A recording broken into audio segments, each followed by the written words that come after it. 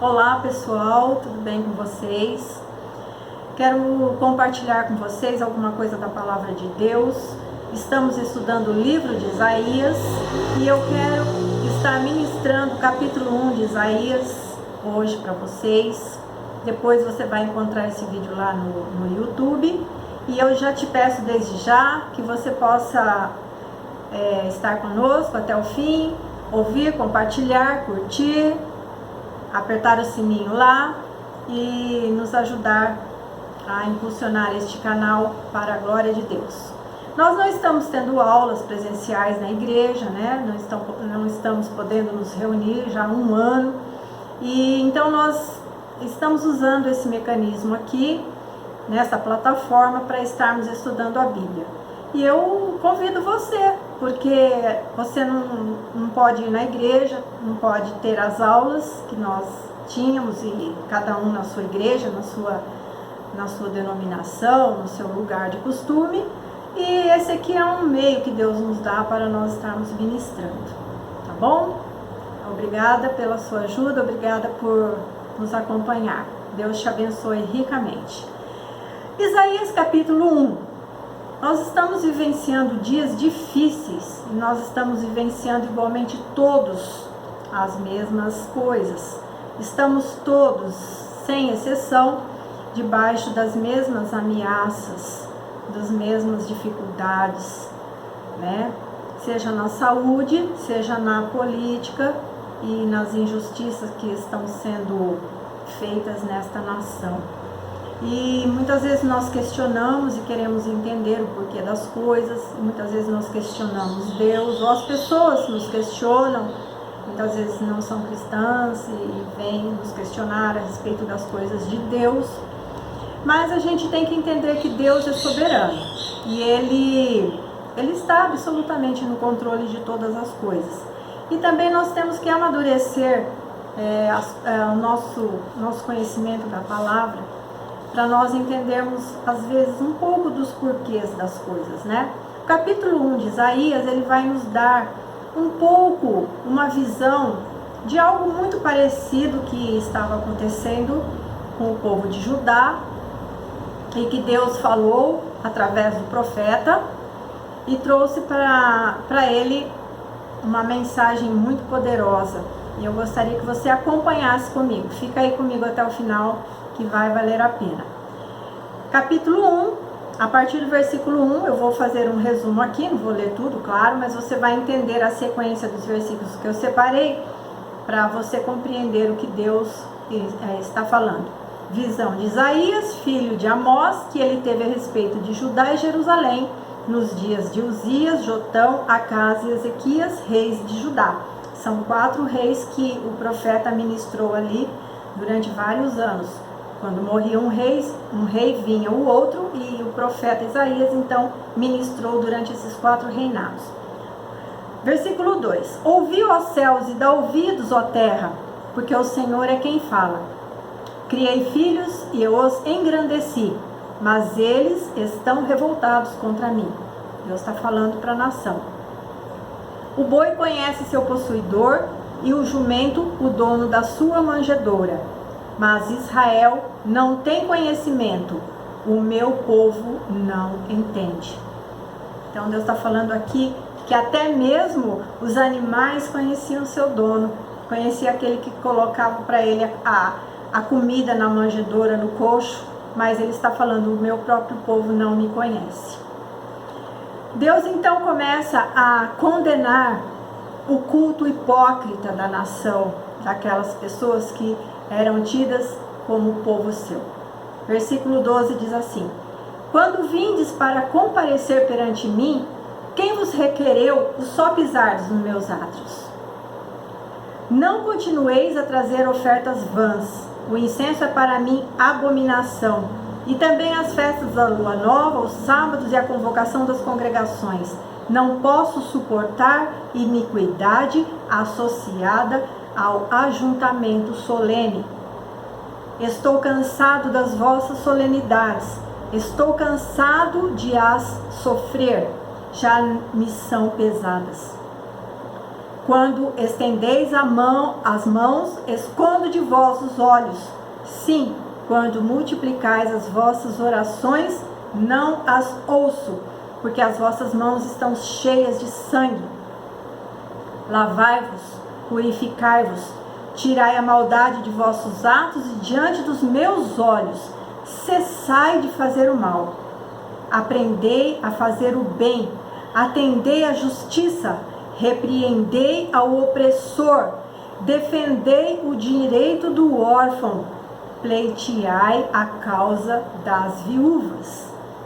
Que mensagem forte, que repreensão, que chamada que Deus está dando aqui ao seu povo, rejeitando as suas ofertas, rejeitando os seus cultos, rejeitando os seus sacrifícios, rejeitando as suas festas. Deus estava cansado da iniquidade do povo misturado com a religiosidade deles. Deus estava sentindo náusea deles. E Deus então manda dizer para esse povo que ele não suportava. Até quando eu vou sofrer por causa de vocês? Muito pesada esta palavra. Vamos ver o versículo 18 agora, o convite de Deus para eles, a graça. Vinde, pois, e arrazoemos, diz o Senhor. Ainda que vossos pecados sejam como a escarlata, eles se tornarão brancos como a neve. Ainda que sejam vermelhos como o carmesim, se tornarão como a lã. Se quiserdes e me ouvirdes, comereis o melhor desta terra.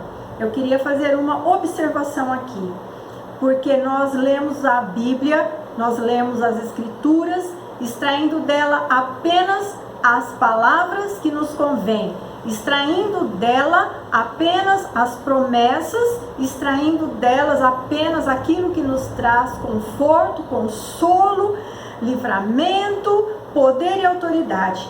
Como nós, por exemplo, neste versículo 19 do capítulo 1 de Isaías, que diz: se quiserdes e me ouvirdes, comereis o melhor desta terra. Que linda esta palavra! Mas ela está dentro de um contexto de desolação, de um contexto que Deus está abominando as atitudes do povo. Deus não está aceitando as suas ofertas, Deus não está aceitando. E ele fala: quem chamou vocês para pisar nos meus atos? Quem foi que convocou vocês? Eu não convoquei porque eu não quero ouvir o que vocês têm para me oferecer. Mas ele chama: vinde, arrazoemos, vamos conversar, vamos ponderar, diz o Senhor. E ele fala: ainda que os vossos pecados, aí é uma palavra que nós também conhecemos bem, sejam como a escarlata, não importa o que vocês erraram, que eles se tornarão brancos como a neve, ainda que sejam vermelhos como o carmesim, se tornarão como a lã. E se vocês quiserem, vocês comerão o melhor desta terra. Versículo 20 diz assim: mas se recusardes, aí ele volta, na rebeldia do povo, mas se recusardes e fordes rebeldes, sereis devorados à espada, porque a boca do Senhor o disse. Deus então aqui, se eles não se arrependessem de todo o mal da terra, da nação, eles iriam não comer o melhor da terra, mas eles iriam serem devorados pela espada, pelo juízo de Deus, porque Deus iria mandar sobre eles os inimigos contra eles para os destruir. Versículo 23: os teus príncipes são rebeldes e companheiros de ladrões. Está falando dos que governavam o povo, dos reis, dos príncipes. Cada um deles ama o suborno e corre atrás de recompensas. Não defendem o direito do órfão e não chega perante ele a causa das viúvas. Parece-te semelhante a alguma coisa que você vê no seu país, no nosso país, na nossa nação?